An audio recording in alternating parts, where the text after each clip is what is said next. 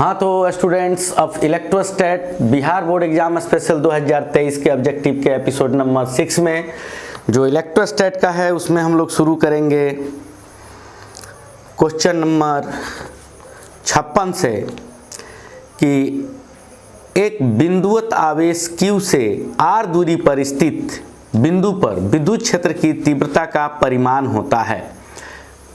क्या है 56 number question? ये 56 नंबर क्वेश्चन है कि किसी बिंदुवत आवेश से R दूरी पर किसी बिंदु P पर विद्युत क्षेत्र की तीव्रता का परिमाण होता है।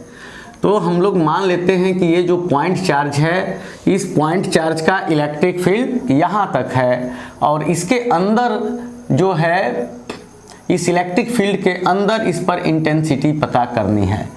तो यहाँ पे एक परीक्षण आवेश की कल्पना करेंगे। तो विद्युत क्षेत्र की तीव्रता का सूत्र क्या होता है? प्रति एकांक परीक्षण आवेश पर लगने वाला बल, यानी परीक्षण मतलब छोटा पॉजिटिव चार्ज, तो ये E = F/Q0 और F का वैल्यू क्या होता है कूलम्ब लॉ से 1/4πε0। अब ये Q1 का काम करेगा और Q0 Q2 का, तो Q1 Q2 यानी Q/R²/Q0। तो क्या हो गया विद्युत क्षेत्र की तीव्रता का परिमाण 1/4πε0 Q/R²। और विद्युत क्षेत्र की तीव्रता एक सदिश राशि है। इसका मात्रक क्या हो गया? ऊपर बल है न्यूटन बटा ये Q का कूलम्ब, तो न्यूटन प्रति कूलम्ब या newton coulomb to the power -1 लिख सकते हैं। तो ये जो फार्मूला आया, अगर इसको वेक्टर फॉर्म में लिखेंगे तो इसका डायरेक्शन लिखना होगा बड़े चार्ज से छोटे चार्ज की ओर। अगर ये दोनों प्लस हैं तो, और एक प्लस एक माइनस है तो प्लस से माइनस की ओर, तो इसका डायरेक्शन लिखना पड़ेगा। जब तीर का चिन्ह लगाएंगे, इसको वेक्टर बनाएंगे तो किस दिशा में? तो Q2 Q0, यानी Q2 Q0। उसके बाद 57 नंबर क्वेश्चन है कि ई तीव्रता के विद्युत क्षेत्र में P द्विध्रुव आघूर्ण वाले विद्युत द्विध्रुव पर लगने वाला बल आघूर्ण है। तो ये विद्युत क्षेत्र की तीव्रता है और विद्युत क्षेत्र की तीव्रता E मान लेते हैं। और ये किसके कारण है? इधर कहीं बड़ा चार्ज है, पॉइंट चार्ज, इसके कारण। अब इसमें जो डाइपोल है, अब डाइपोल जो है इसका मिडिल पॉइंट O, यहाँ जितना प्लस रहेगा इतना माइनस, और ये अचालक पदार्थ जैसे एक DSLI का बत्ती ले लिए, थीटा एंगल बनाता है, इसका नाम AB मान लिए और इसका टोटल डिस्टेंस कितना होता है 12। अब इसको ऐसे लंब डाल दिए तो टर्क बराबर क्या होता है? बल गुना लांबिक दूरी। तो E = क्या होता है? F/Q, यानी इस Q पर F बल लगेगा E फील्ड में, तो F = QE। तो इधर इस पे एक बल लग रहा है F = QE और इस पर एक इधर बल लग रहा है F = QE। तो जब किसी वस्तु पर एक साथ दो बल काम करें और उनकी दिशाएं विपरीत हों और परिमाण बराबर हों तो उसे बल आघूर्ण कहते हैं। तो बल आघूर्ण बराबर होता है बल गुना लांबिक दूरी। तो बल तो ये हो गया F, और लांबिक दूरी दो बिंदुओं के बीच की लंबवत दूरी, तो ये हो गया। तो ये थीटा है तो ये भी थीटा, तो थीटा के सामने क्या हुआ? ये P हुआ, और 90 डिग्री के सामने ये H हुआ, और ये B का वैल्यू मालूम नहीं है। तो इस त्रिभुज में अगर साइन थीटा बनाएंगे तो साइन थीटा = क्या होगा? P/H। तो P हो गया ये लांबिक दूरी, ठीक है, लांबिक दूरी कुछ हो गया, और H हो गया 12। तो 12 इधर चला आएगा, 12 साइन थीटा = लांबिक दूरी। तो बल गुना लांबिक दूरी के जगह पर 12 साइन थीटा रख देंगे, नहीं। तो अब यहाँ पे T, तो F क्या होता है? तो वो Q होता है, QE होता है। तो अब इसको ये 12 साइन थीटा हो गया। अब यहाँ पे टर्क Q और 12 के बदले क्या लिखते हैं? P, जो द्विध्रुव आघूर्ण है, और उसके बाद E और ये साइन थीटा। तो 21 फॉर्म में है। तो जैसे A क्रॉस B क्या होता है? mod of A mod of B और साइन थीटा, उसी तरह से P क्रॉस E क्या होता है, mod of P mod of E sine theta, यानी PE साइन थीटा, यानी P क्रॉस E की दिशा होती है जो P और E दोनों के लंबवत दिशा में होती है। तो इसको अब वेक्टर प्रोडक्ट के रूप में ऐसे लिख सकते हैं, कैसे, E equal to P cross E, ये टॉर्क हो जाएगा। तो ये टॉर्क का डायरेक्शन क्या होगा, P और E दोनों के दिशा के लंबवत दिशा में होगा, तो ये बल आघूर्ण हो गया। तो इसको इस रूप में लिखेंगे, अगर E इधर रहेगा P इधर तो ये माइनस हो जाएगा, ठीक है, क्योंकि sine minus theta equal to minus sine theta. तो क्वेश्चन दिया है E तीव्रता के विद्युत क्षेत्र में P द्विध्रुव आघूर्ण वाले विद्युत द्विध्रुव पर लगने वाला बल आघूर्ण है, तो P cross E P dot E, E cross P P by E, तो P क्रॉस E हो जाएगा। और अगर 58 नंबर क्वेश्चन की बात करें तो ये क्या है, ये है किसी विद्युत द्विध्रुव के अक्ष से r दूरी पर विद्युत क्षेत्र की तीव्रता होती है। तो कोई इलेक्ट्रिक जो डाइपोल है, ठीक है, कोई इलेक्ट्रिक डाइपोल है, तो इलेक्ट्रिक डाइपोल हो गया। अब इलेक्ट्रिक डाइपोल का मिडिल पॉइंट 2 हो गया। अब इससे r दूरी पर स्थित कोई पॉइंट P है, कहाँ पर, एक्सियल लाइन पर, अक्षीय रेखा पर। तो यहाँ पे तीव्रता कितनी होती है, तो यहाँ पे होती है 1/4 pi epsilon naught 2p by R Q along O2P, तो ये होती है तीव्रता। और अगर कोई डाइपोल है प्लस क्यू माइनस क्यू, तो उसके लंब समद्विभाजक रेखा पर जो r दूरी पर स्थित है मिडिल पॉइंट से, तो इस पे E इक्वाटोरियल कितना लगता है, तो 1/4 pi epsilon naught p by R cube लगता है, ठीक है। तो इसमें क्या देख रहे हैं, E एक्सियल में कि 2p by 4 pi epsilon not ये कांस्टेंट है, और ये हो गया 1/r क्यूब। क्यों कांस्टेंट है कि 2 और p क्या है, q इंटू 2l, तो किसी डाइपोल का जो है q और इनके बीच का डिस्टेंस कांस्टेंट है, और 4 पाई एप्सिलॉन नॉट, तो 1/4 pi epsilon naught 9 into 10 to the power 9, ये भी ये टोटल टर्म कांस्टेंट है। तो ये E एक्सियल यहाँ कांस्टेंट इंटू 1/r क्यूब लिख सकते हैं, और जब कांस्टेंट हटाएंगे तो directly proportional to 1/r cube. तो यानी अक्षीय रेखा के किसी बिंदु पर, अक्षीय रेखा के किसी बिंदु पर विद्युत क्षेत्र की तीव्रता जो है वो दूरी के क्यूब के व्युत्क्रमानुपाती होती है। और अगर इसकी बात करें तो यहाँ पर भी E इक्वाटोरियल क्या हो जाएगा, तो p/4 pi epsilon not constant हो जाएगा, और बचेगा 1/r क्यूब। तो फिर ये कांस्टेंट हो गया, तो ये इक्वाटोरियल क्या हो गया, ये कांस्टेंट इंटू 1/r क्यूब। तो E इक्वाटोरियल जो हो गया वो क्या हो गया, के हटाएंगे तो directly proportional to 1/r cube.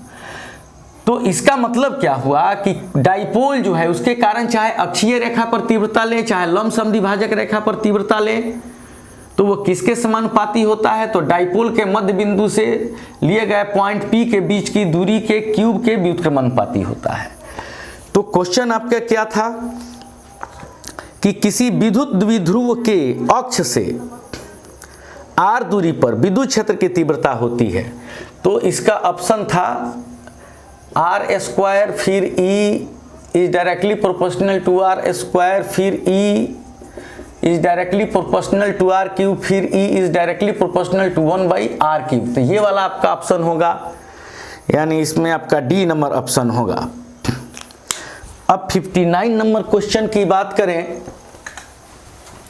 तो 59 नंबर क्वेश्चन सेम इसी पॉइंट पे आधारित है, यानी अभी जो हम लोगों ने देखा। तो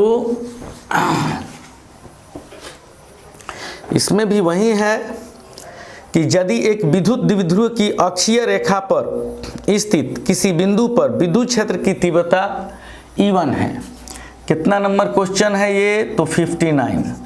यानी कोई विद्युत द्विध्रुव है, यहाँ इधर मान लेते हैं प्लस क्यू, इधर माइनस क्यू, और इसका अक्षीय रेखा के किसी पॉइंट पर ठीक है। तो यदि एक विद्युत द्विध्रुव की अक्षीय रेखा पर स्थित किसी बिंदु पर विद्युत क्षेत्र की तीव्रता क्या है, E1 है, तो ये कितना होगी 1/4πε0 2p/r³। और उतनी ही दूरी पर अनुप्रस्थ स्थिति में विद्युत क्षेत्र की तीव्रता E2 है, और उतना ही दूरी पर इस स्थिति में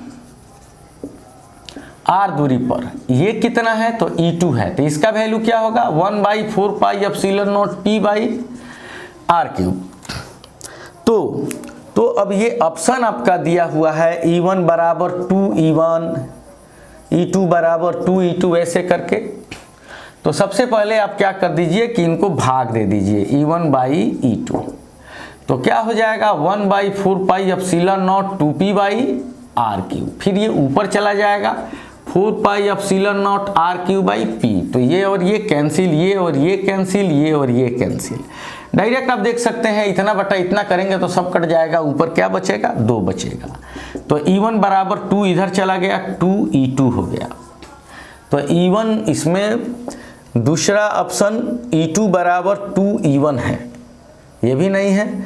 तीसरा ऑप्शन है E1 बराबर E2, अरे E1 बराबर 2E2 है पहला, E1 बराबर 2E2 यानी पहला ऑप्शन आपका होगा।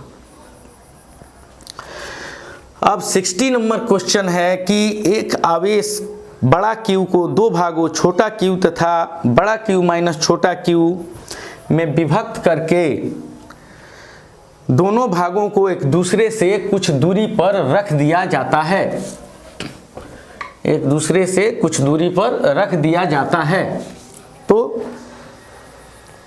उनके बीच लगने वाला विद्युत बल अधिकतम कब होगा।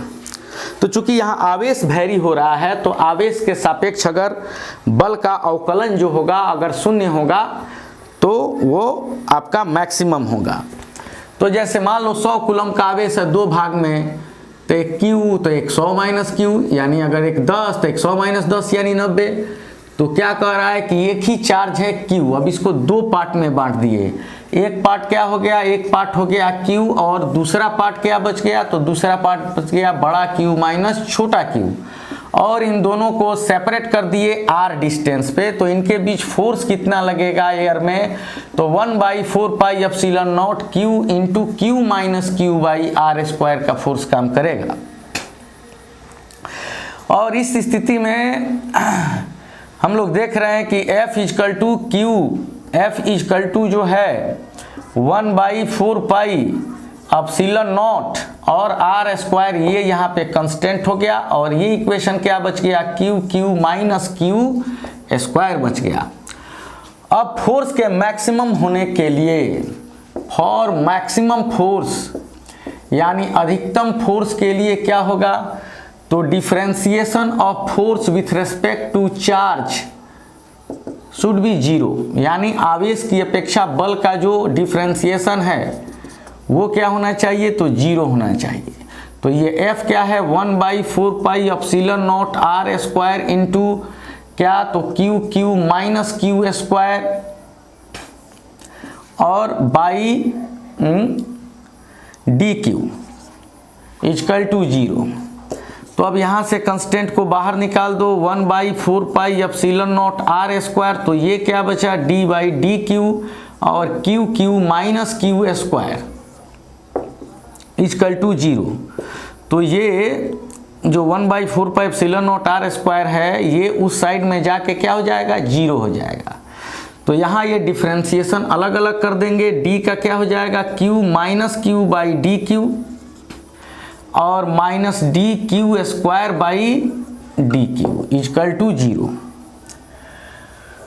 और फिर यहाँ क्या हो जाएगा, यहाँ पे dQ/dQ और माइनस क्या, तो d बड़ा Q/dQ और माइनस, अब इसका क्या हो जाएगा, तो आप जानते हैं कि differentiation of x to the power n with respect to x is equal to n x to the power n-1।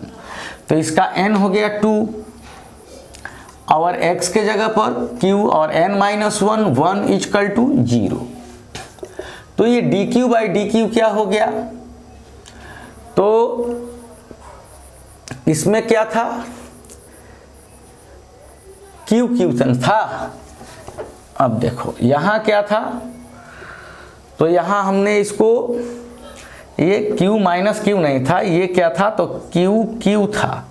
यहाँ Q था, इसको एक साथ ले लिए, d by D Q, Q into Q, और फिर d by D Q Q square. तो यहाँ पे क्या हुआ, तो यहाँ पे हुआ ये कि इसमें से Q जो है वो कांस्टेंट है, वो बाहर निकल गया, और D Q by D Q, और माइनस इसका nxn-1 के आधार पर 2q इक्वल टू 0 हो गया। अब ये Q क्यों बाहर निकला, Q इसलिए बाहर निकला कि भाई 100 कूलम था, 100 कूलम था, उसको दो भागों में बांटना था, तो फिर 100 कूलम तो कांस्टेंट है, तो ये कांस्टेंट बाहर निकल गया। वेरिएबल कौन है, वेरिएबल ये Q है। यानी 100 को दो भागों में बांटना है, तो एक बार हम 1 कूलम रखे, फिर 99 रखे, फिर 2 रखे, फिर 98 रखे, फिर 3 रखे तो ये 97 हो गया, 25 रखे तो यहाँ 75 हो गया। तो ये वेरिएबल है, यानी स्मॉल q वेरिएबल है। इसके रखने से q माइनस q वेरी हो रहा है, जिसमें ये q कांस्टेंट है, तो ये कैंसिल हो जाएगा। तो ये q minus 2q equal to 0, तो ये हो जाएगा q इक्वल टू 2q, और इस तरह से जो q होगा वो q बाई 2 हो जाएगा। यानी अगर 100 कूलम चार्ज है तो आपको 50-50 कूलम बांटना पड़ेगा, यानी जितना चार्ज आपके पास है उसका आधा आधा भाग रखेंगे, तो उस परिस्थिति में जो है वो आपको मैक्सिमम फोर्स उस पर अप्लाई होगा। फिर हम देखेंगे अगले एपिसोड में।